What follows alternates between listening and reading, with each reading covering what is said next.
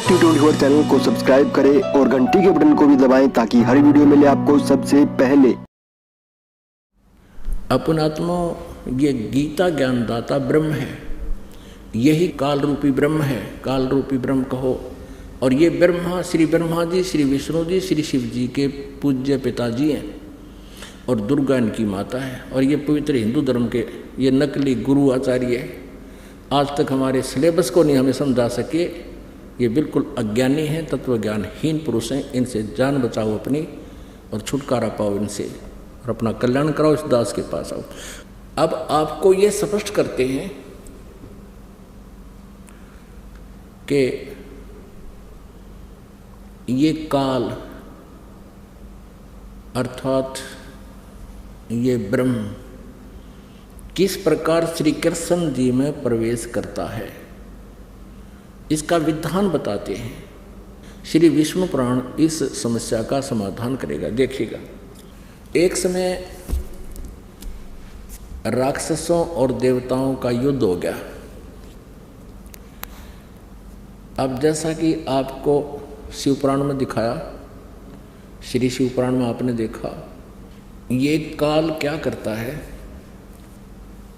कभी ये शिव रूप में दर्शन देता है, किसी को ये ब्रह्मा रूप में दर्शन देता है, किसी को विष्णु जी के रूप में दर्शन देता है। तो दर्शक भ्रम में पड़ जाते हैं कि ये जो विष्णु जी हैं यही सर्वेश्वर हैं, यही महेश्वर हैं, जबकि इसने प्रतिज्ञा कर रखी है कि मैं कभी किसी के सामने नहीं आता, अपने वास्तविक रूप में कभी के सामने प्रकट नहीं होता। इसका अटल अनुत्तम विधान है, घटिया विधान है इसका। क्योंकि जो पिता अपने बच्चों के सामने नहीं आता तो उसमें कोई दोष है, तो ये नियम अच्छा नहीं है जो अपने ही संतान से छुपा रहे।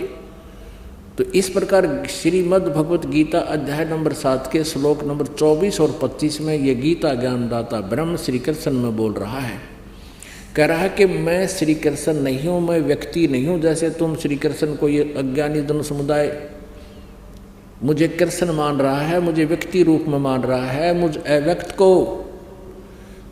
को कैसे होता है कि मैं अपनी योग माया से छुपा रहता हूँ। ये है तो साकार, परंतु अपने वहाँ छुपा रहता है, सामने नहीं आता। उस ओरिजिनल रूप में जो अर्जुन को दिखाया था, विराट रूप श्री कृष्ण से बाहर निकल कर दिखाया, तो उस तेज के अंदर श्री कृष्ण का रूप नहीं दिखाई दे रहा था अर्जुन को। कहते मेरा ओरिजिनल रूप तो ये है, लेकिन मैं इस रूप में कभी किसी के समक्ष नहीं आता। ये मेरा अटल अनुत्तम विधान है, अविनाशी अनुत्तम, अनुत्तम मन घटिया। और मैं अपनी योग माया से छुपा रहता हूँ। जैसे सूर्य के सामने बादल आ जाते हैं, उसमें बादल आने से, बीच में आ जाने से सूर्य अव्यक्त होता है, हम देख नहीं सकते, लेकिन विद्यमान है, बादलों से छुपा हुआ है। ऐसे ही ये सशरीर है, ये काल रूपी ब्रह्म, ये निराकार नहीं है, ये साकार है, मनुष्य सदृश इसका शरीर है, लेकिन बहुत विकराल रूप है इसका। तो ये कहता मैं अपनी योग माया से छुपा रहता हूँ। तो इससे पहले फिर थोड़ा सा कंसेप्ट ये श्रीमद् भगवद गीता ही आपको दिखाते हैं। 7वें अध्याय के 24 और 25 में ये कति स्पष्ट हो जाता है। ये खुद कहता है कि मैं कभी किसी के सामने अपने ओरिजिनल रूप में नहीं आता, ये छुपा रहता है। ये देखिएगा श्रीमद् भगवत गीता, गीता प्रेस गोरखपुर से प्रकाशित है। जयदयाल गोविंद का इसके अनुवादक हैं। अध्याय नंबर 7 ये है 24। इसमें अव्यक्त व्यक्तिम आपनम मन्यते माम अबुधे परम भावम अजानतम अजानंत मम अव्यम अनुतमम, अनुतम माने घटिया होता, घटिया। और ये अज्ञानी इसको अति उत्तम या कहते हैं, जो सामान्य सा हो, ये मूर्ख बना रहे अपने को। अनुत्तम माने सामान्य का क्या मतलब, कति अश्रेष्ठ, घटिया। अब क्या अनुवाद किया, बुद्धिहीन पुरुष मेरे अनुतम अविनाशी, अनुतम माने घटिया, अविनाशी अटल, ये मेरा घटिया अटल परम भाव है, न जानते हुए अव्यक्तम माम व्यक्तिम आपनम मनन्ते। हम संस्कृत भी पढ़ सकते हैं क्योंकि ये नागरी लिपि है, इनके अज्ञान से भी हम हटकर अनुवाद स्वयं भी कर सकते हैं अब, क्योंकि हम शिक्षित हैं। इनकी बातों पर विश्वास नहीं करेंगे, जहाँ तक ठीक किया वो ठीक मानेंगे। अव्यक्तम, मुझ अव्यक्त को, मन इंद्रियों से परे मुझ सच्चिदानंद घन परमात्मा को मनुष्य की भांति यह अव्यक्त माने मुझे अव्यक्त को, जो मैं अव्यक्त हूँ, अव्यक्त माने छुपा हुआ हूँ, मुझे व्यक्तिम व्यक्ति भाव को प्राप्त हुआ मानते हैं, मुझे कृष्ण मान रहे हैं। गीता ज्ञानदाता कहता आई एम नॉट कृष्ण। इसका सीधा अर्थ है मैं मनुष्य नहीं हूं, जैसे तुम कृष्ण को मनुष्य देख रहे हो। मैं आगे देखो, फिर यहां स्पष्ट करता है 25 में, अपनी योग माया से छुपा हुआ मैं सबके प्रत्यक्ष नहीं होता, मैं सबके सामने नहीं आता, किसी के अंदर बढ़कर बोलता हूँ। यह अज्ञानी जन समुदाय मुझ जन्म रहित अविनाशी को परमेश्वर को नहीं जानता। अब देखो स्पष्ट कर दे, ये अज्ञानी जन समुदाय मुझे जानता ही नहीं, और मैं तो छुपा रहता हूँ, मैं किसी के सामने नहीं आता। ये क्या करता है? श्रीमद् भगवत गीता अध्याय नंबर 4 श्लोक नंबर 5 और 9 में ये गीता ज्ञानदाता ब्रह्म कहता है कि अर्जुन, तेरे और मेरे बहुत जन्म हो चुके हैं, तू नहीं जानता, मैं जानता हूँ। मेरे जन्म और कर्म अलौकिक है। अब इसके कर्म कैसे अलौकिक हैं? ये ऐसे अलौकिक हैं, ये किसी के सामने अपने वास्तविक रूप में नहीं आता, या तो किसी के अंदर प्रवेश करके बोलता है, भूत की तरह, प्रेत की तरह, जैसे श्री कृष्ण में बोल गया। और कर्म इसके हैं ऐसे जो उनमें प्रवेश करके अपना जो करना है इसने कर देता है, उन्हीं के शरीर को प्रयोग करता है, बॉडी को प्रयोग करता है। और या फिर किसी को ब्रह्मा के रूप में, किसी को विष्णु जी के रूप में, किसी को शिव जी के रूप में दर्शन दे देता, अपने ओरिजिनल रूप में ये किसी के समक्ष नहीं आता। श्रीमद् भगवत गीता अध्याय नंबर 11 के श्लोक नंबर 47 में ये गीता ज्ञानदाता कहता है, और 48 में, कि मेरा ये रूप है वास्तविक, विराट रूप तू देख रहा है, और मेरे इस रूप के दर्शन पहले किसी ने नहीं किए, तेरे अतिरिक्त कोई नहीं कर सकता, ना पहले किए और ना आगे कर सकता, और न ही वेदों में वर्णित विधि से, न जप से, न तप से, न क्रियाओं से, किसी भी प्रकार से मेरे वास्तविक रूप का दर्शन नहीं कर सकते। अपनात्माओं, यहाँ ये भी स्पष्ट हो गया कि गीता ज्ञानदाता श्री कृष्ण जी नहीं है, क्योंकि श्री कृष्ण जी तो अपना विराट रूप कौरवों पांडवों की सभा में पहले दिखा चुके हैं। तो यहाँ ये कहते कि मेरे तेरे अतिरिक्त ये मेरा वास्तविक रूप, विराट रूप किसी ने पहले नहीं देखा, तो श्री कृष्ण नहीं कह सकते ये बात, क्योंकि वो तो कौरवों की सभा में दिखा सके थे और बहुत से उनको देख चुके थे। तो इससे ये भी सिद्ध है कि श्री कृष्ण नहीं बोल रहे, इसमें ये काल बोल रहा है, और ये कहता है मेरा वास्तविक रूप ये है, इस रूप में मैं कभी किसी के समक्ष नहीं आता, अपनी योग माया से छुपा रहता हूँ। और जन्म और कर्म कैसे अलौकिक हैं अभी दिखाते हैं। एक बार राक्षसों और देवताओं का युद्ध हो गया, राक्षसों से देवता पराजित हो गए, भाग गए। फिर उन्होंने भगवान विष्णु की स्तुति शुरू की, और ये काल विष्णु रूप में प्रकट हो गया, और इसने उन देवताओं से कहा कि तुम उस पुरंजय को युद्ध के लिए तैयार कर दो, उसमें प्रवेश करके मैं राक्षसों को मार दूंगा। अब देखिएगा श्री विष्णु पुराण इसका है प्रमाण। ये देखिएगा श्री विष्णु पुराण गीता प्रेस गोरखपुर से प्रकाशित है। अनुवादक हैं श्री मुनि लाल गुप्त, प्रकाशक मुद्रक वही गीता प्रेस गोरखपुर। चतुर्थ अंश अध्याय 2 और 233 पृष्ठ यहाँ देखिएगा। पूर्व काल में त्रेता युग में एक बार अति भीषण देव असुर संग्राम हुआ। देव असुर संग्राम, राक्षसों और देवताओं का। उसमें महाबलवान दैत्य गणों से पराजित हुए।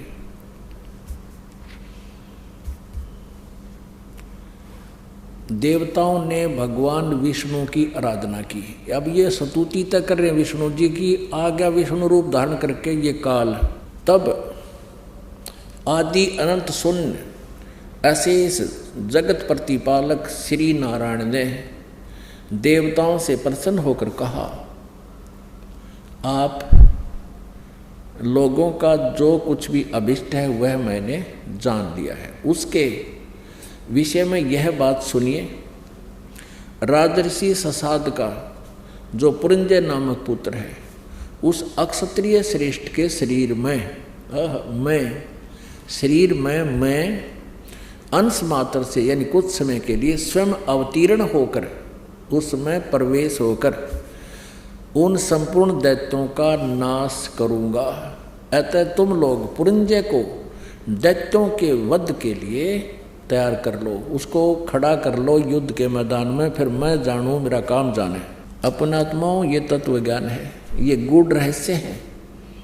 और गीता ज्ञान दाता भी स्वयं चौथे अध्याय के 34वें श्लोक में कहता है कि उस तत्व ज्ञान को तत्वदर्शी संत बता सकता है। और वो स्वयं भी अल्पज्ञ है, वह स्वयं भी अज्ञानी है, कहता मुझे इसका ज्ञान नहीं, इसलिए तो संतों के लिए छोड़ दिया, तत्वदर्शी संत के लिए। और आज तक ये हमारे ब्राह्मण ऋषि गुरु महर्षि सतयुग से लेकर आज तक ये नहीं बता सके हमें ये तत्व ज्ञान। ये सभी अज्ञानी थे। अपनात्माओं, ये बड़ी कटु कुनीन है, ये एक ऐसी टेबलेट है, और इस कुनीन को खाए बिना यू मलेरिया रूपी अज्ञान हटाए को नहीं। ये भी आपके समझ अभी प्रमाणित करेंगे कि सतयुग के ब्राह्मण भी अज्ञानी थे। ब्रह्मा विष्णु और ये दुर्गा भी तत्वज्ञानहीन थे, और ब्रह्म भी तत्वज्ञानहीन है, ये काल भी तत्वज्ञानहीन है, क्योंकि ये खुद कहता है कि उस पूर्ण परमात्मा के बारे में कोई तत्वदर्शी संत ही बता सकता है, मुझे पता नहीं। अब ये तत्व ज्ञान है कि श्रीमद् भगवत गीता जी का ज्ञान श्री कृष्ण जी ने नहीं बोला, क्योंकि श्री कृष्ण जी काल नहीं थे, वो तो सतोगुण भगवान थे, बड़े दयालु। भृगु ऋषि ने लात मार दी छाती पर, तो भी उसका पैर उन्होंने मालिश की थी, मसाज की थी, कहीं आपको चोट तो नहीं आ गई। क्या वो काल कह सकता है या वो काल हो सकता है? कभी नहीं। ये तो एक कंसेप्ट ये क्लियर हो गया कि ससाद के पुत्र पुरंजय में प्रवेश करके उसने राक्षसों को मार दिया। ये हो गए इसके कर्म अलौकिक। अब दूसरा और जबरदस्त प्रमाण देखिएगा 242 पृष्ठ पे, चतुर्थ अंश के अध्याय 3 में। ये देखिएगा, ये है चतुर्थ अंश अध्याय 3 और 242 पृष्ठ पर हम पढ़ेंगे। 242 पृष्ठ पर श्री विष्णु पुराण, यहाँ देखिएगा अध्याय 3।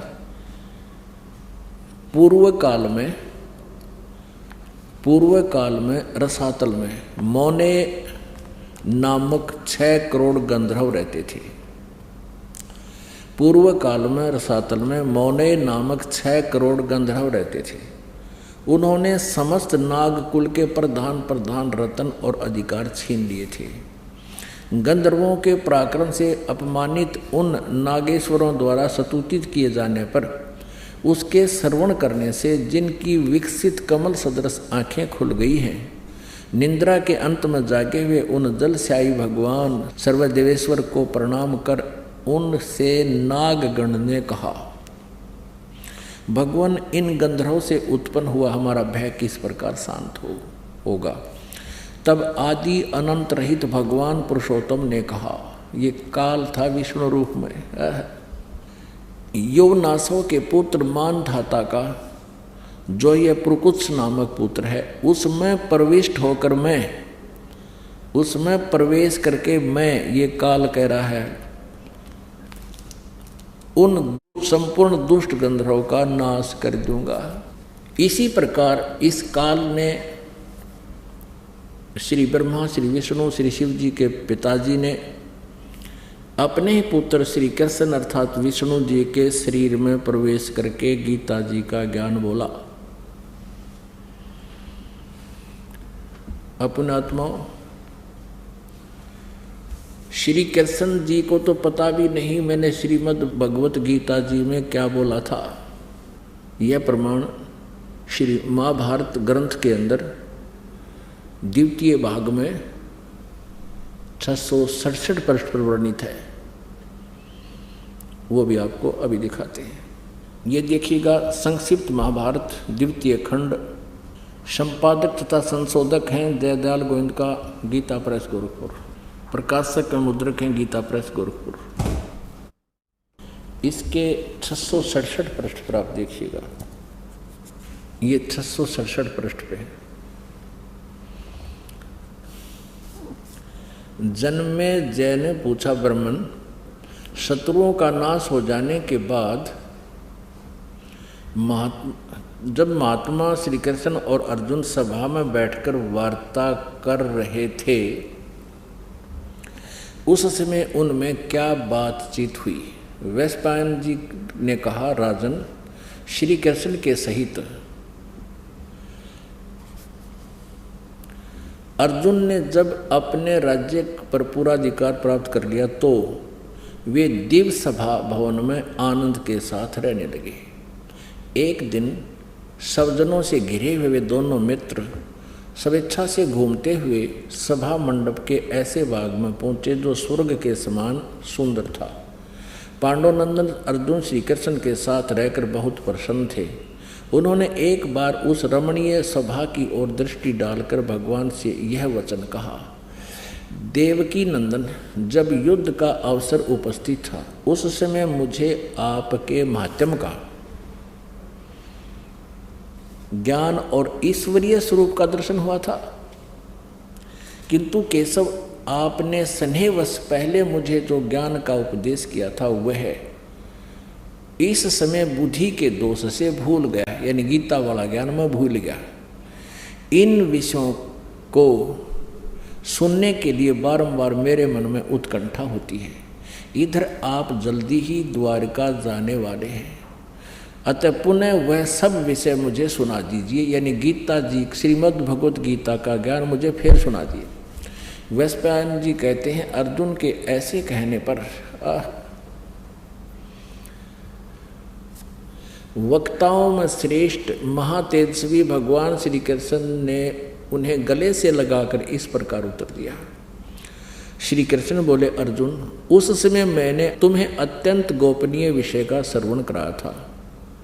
आप अपने स्वरूप भूत धर्म सनातन पुरुषोत्तम तत्व का परिचय दिया था और नित्य लोकों का भी वर्णन किया था, किंतु तुमने जो अपनी नासमझी के कारण उस उपदेश को याद नहीं रखा। यह जानकर मुझे बड़ा खेद हुआ है। उन बातों का अब पूरा पूरा स्मरण होना संभव नहीं जान पड़ता। पांडुनंदन, निश्चय ही तुम बड़े श्रद्धाहीन हो, तुम्हारी बुद्धि अच्छी नहीं जान पड़ती। अब मेरे लिए उस उपदेश को ज्यों का त्यों दोहरा देना कठिन है, क्योंकि उस समय योग युक्त होकर मैंने परमात्म तत्व का वर्णन किया था। अपने आत्माओं, श्री कृष्ण जी अर्जुन के ऊपर तो डांट लगा रहा है, उसको धमका रहा है कि तूने उस ज्ञान को जो मैंने सुनाया था गीता वाला, तूने याद क्यों नहीं रखा? तू बड़ा श्रद्धाहीन है, तेरी बुद्धि अच्छी नहीं है। और फिर स्वयं कहते हैं, मैं अब दोबारा उसको ज्यों का त्यों नहीं बता सकता। अरे वक्ता नहीं बता सकता, श्रोता याद रख ले। अब ये दास सत्संग सुना रहा है और आप सुन रहे हो। जो प्रथम बार इस सत्संग को सुनेगा उसको 40% मुश्किल से याद रहेगा।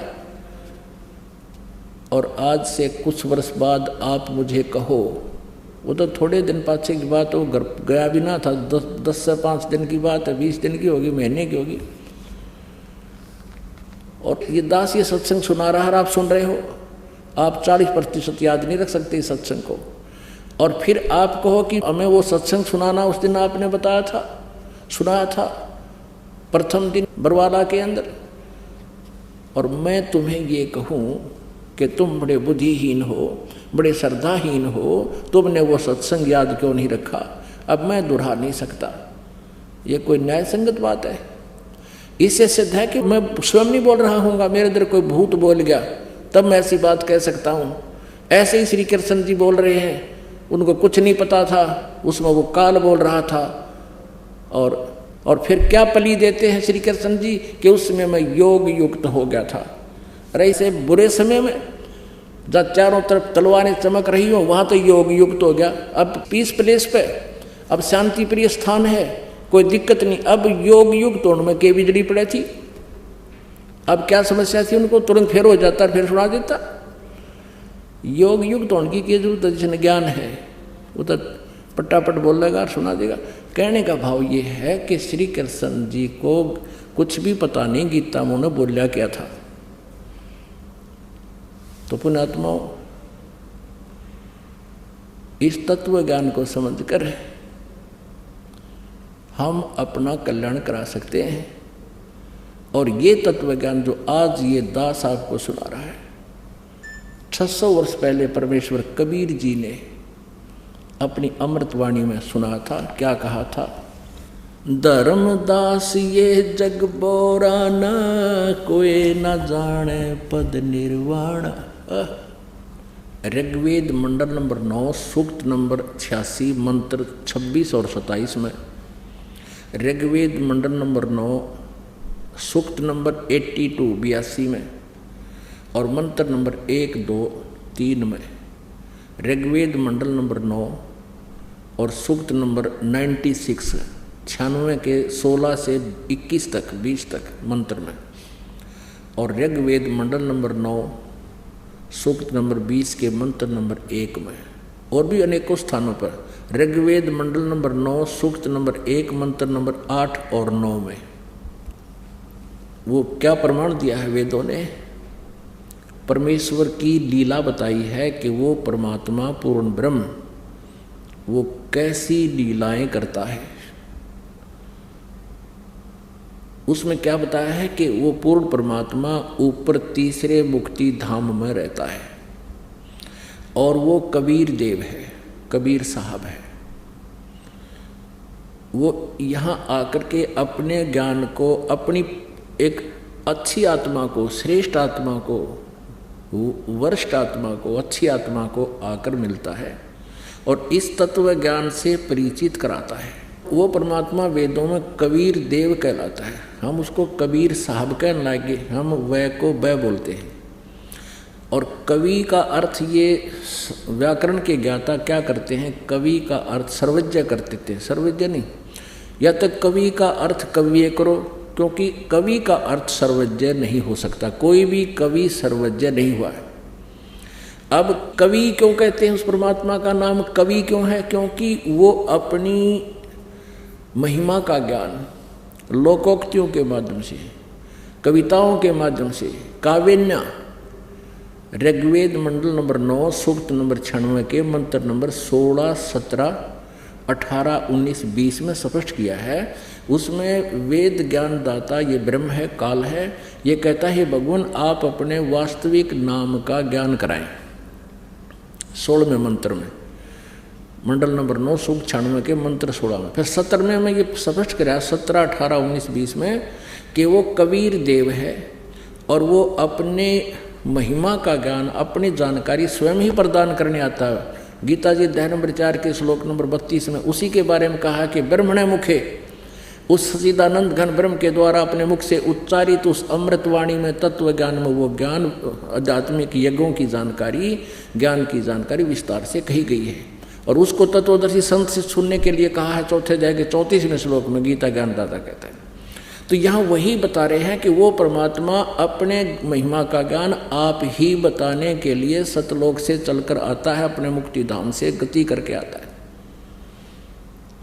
और अपने ज्ञान को कविताओं के माध्यम से वर्णन करने के कारण वो प्रसिद्ध कवि की उपाधि भी प्राप्त करता है।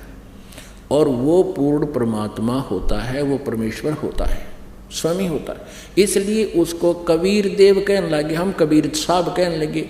वेदों में उसको कवि कहा है, तो वो कवि कहो, हम उसको कबीर साहब कहते हैं। वो अपनी अच्छी श्रेष्ठ आत्माओं को आकर मिलता है, अच्छी आत्मा को अपना ज्ञान सुनाता है।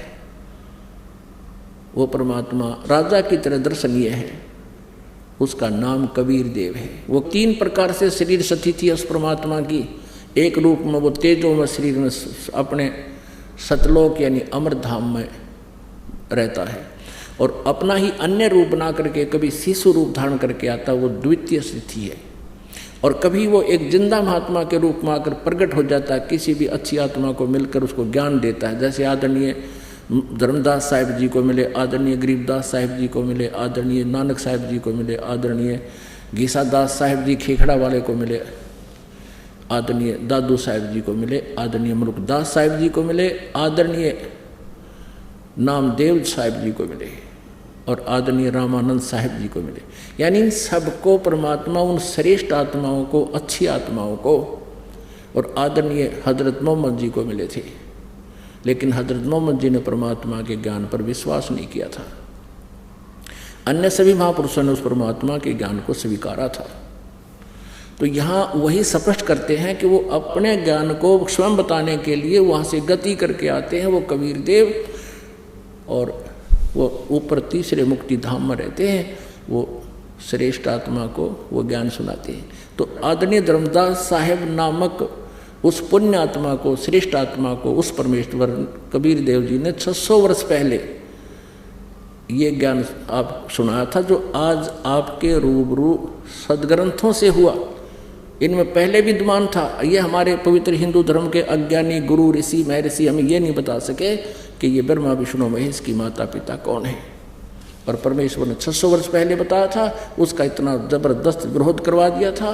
पर कबीर जी को कभी तो उबलते हुए तेल के कढ़ाई में डलवा दिया इन राक्षसों ने, इन नकली गुरुओं ने। और एक बार ऐसे भ्रमित करके राजा सिकंदर लोधी को और वीर देव सिंह बघेल को उनके साथ बड़ा अत्याचार करवाया था। लेकिन वो परमात्मा थे, वो कुछ नहीं बिगाड़ सके उस समर्थ का। लेकिन उन अज्ञानियों ने हमें अपने भगवान से कोसों दूर रखा। अब उसी परमेश्वर ने कृपा बख्शिश दास के ऊपर ये बुद्धि दी, और आप जी तक यह खजाना अब पहुँचाया जा रहा है। अब क्या कहा था परमात्मा ने, धर्मदास ये जग बोराना, कोई न जाने पद निर्वाणा। कोई भी मोक्ष मार्ग से परिचित नहीं है, न ब्रह्मा जी, न विष्णु जी, न शिव जी, और न दुर्गा जी, और न ये ब्रह्म। वो परमात्मा स्वयं ही आकर ज्ञान देता है। और कहते हैं परमात्मा ने बताया कि ये ब्रह्मा विष्णु महेश की उत्पत्ति को भी तुम्हारे गुरु नहीं जानते, क्योंकि आदरणीय धर्मदास साहिब जी पवित्र हिंदू धर्म में जन्म होने के कारण श्री विष्णु जी के और श्री शंकर जी के वे कट्टर उपासक थे। और फिर ज्ञान हुआ तो उन्होंने कहा था, हे भगवान क्या वेद कतेब झूठे हैं। धर्मदास जी ने कहा था, हे भगवान आपने जो ज्ञान दिया है और मैंने आपका साक्षात्कार किया है, सब इस ब्रह्मांड देख लिए, सचमुच वही है जो आप बता रहे हैं। लेकिन क्या इन वेदों और कतेबों में यानी पुराणों में ये झूठा लिखा है? क्योंकि धर्मदास जी के गुरु थे रूपदास जी। रूपदास जी ऐसे दंत कथा लोक वेद सुनाया करते थे, ब्रह्मा विष्णु महेश को अदर अमर बताते थे, इनके कोई माता पिता नहीं है। तब धर्मदास जी ने कहा कि भगवान फिर तो वेद और कतेब यानी ये सब पुराण झूठे हैं। परमेश्वर कबीर जी ने कहा था, वेद कतेब झूठे नहीं भाई, और झूठे हैं जो समझे नहीं। झूठे ये तुम्हारे गुरु हैं जो इनको सदग्रंथों को समझ नहीं सके। परमात्मा ने जो बताया ये दास बता रहा, यानी कबीर परमेश्वर जी कह रहे हैं जो मैं बता रहा हूँ ये सही है, इसमें लिखा है, लेकिन ये समझ नहीं सके। और परमेश्वर ने ये भी कहा था कबीर जी ने कि वेद मेरा भेद है, मैं मिलूं वेदन से नहीं, और जौन वेद से मैं मिलूं ये वेद जानते नहीं। यानी वो सूक्ष्म वेद सच्चिदानंद घन ब्रह्म की वाणी में परमात्मा की जानकारी है, उसके पाने की विधि है। इन 4 वेदों में परमेश्वर के पाने की विधि नहीं है, लेकिन महिमा उस पूर्ण परमात्मा की ही है। इसलिए भगवान ने 600 वर्ष पहले कबीर साहब ने कहा था कि ये वेद मेरा ही भेद बता रहे हैं, पर इनमें मेरे पाने की विधि नहीं है। हमसे जुड़े रहने के लिए हमारे YouTube चैनल को सब्सक्राइब करें और नई वीडियो की नोटिफिकेशन के लिए बेल आइकॉन को दबाएं। अगर आप ये वीडियो Facebook पर देख रहे हैं तो लाइक जरूर करें और ज्यादा से ज्यादा शेयर करें। धन्यवाद।